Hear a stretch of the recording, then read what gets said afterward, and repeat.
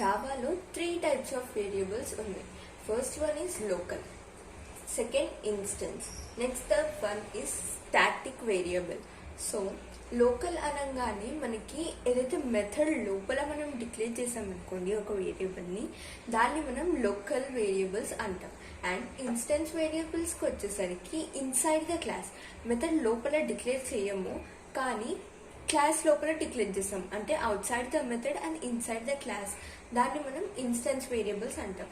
And static variables వచ్చేసరికి declared as static. Static అనే keyword తోటి యూజ్ చేసి మనము ఒక వేరియబుల్ని డిక్లేర్ చేసామనుకోండి, అది స్టాటిక్ వేరియబుల్ అంటాం. ఒకవేళ మనం ఆ వేరియబుల్ని స్టాటిక్ అని డిక్లేర్ చేసామనుకోండి, ఆ వాల్యూని అసలు మనం త్రూ అవుట్ ద ప్రోగ్రామ్లో చేంజ్ చేయకూడదు, ఒకవేళ ఓవర్ రైడ్ కూడా చేయకూడదు. అదే వాల్యూని మనం through out the program use చేస్తాము.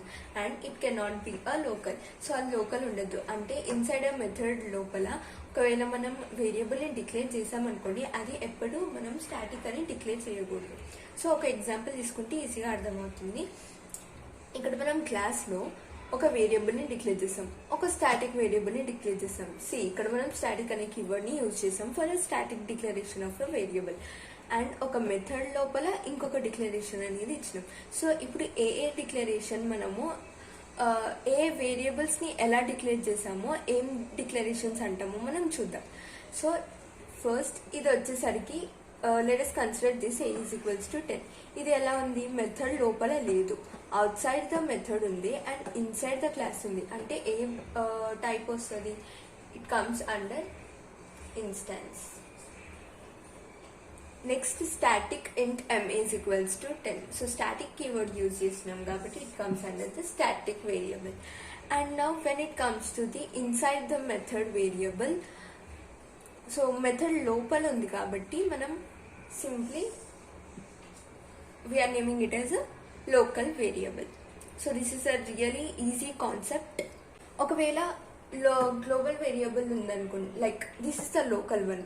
ఈ లోకల్ వేరియబుల్ని మనము ఈ మెథడ్ లోపలనే యాక్సెస్ చేసుకోవచ్చు. ఇప్పుడు అవుట్ సైడ్ ద మెథడ్ వచ్చేసరికి ఈ వేరియబుల్ని మనం యూజ్ చేయలేము. అండ్ ఇప్పుడు ఒకవేళ ఈ క్లాస్ లోపల ఉన్న వేరియబుల్ ఉంది కదా ఇది మెథడ్స్ లోపల కూడా యూజ్ చేయగలుగుతాం. అండ్ స్టాటిక్ ఇది కూడా ఇన్స్టెన్సే కాబట్టి ఇన్స్టెన్స్ వేరియబుల్స్ అనేటివి మనము డిక్లేర్ చేసిన క్లాస్ లోపల ఉన్న మెథడ్స్ ఉంటాయి కదా, అందులో యూజ్ చేయొచ్చు. కానీ వేరాస్ n ఈక్వల్స్ టు 90, ఈ n వాల్యూ అనేది ఇక్కడ మనం ఎక్కడ ఒకవేళ ఫంక్షన్ రాసినా కానీ, ఇంకా వేరే ఫంక్షన్స్ రాసినా కానీ యూజ్ చేయలేము. ఓన్లీ ఈ మెథడ్ లోపలనే ఇది యూజ్ చేసుకోగలుగుతాం.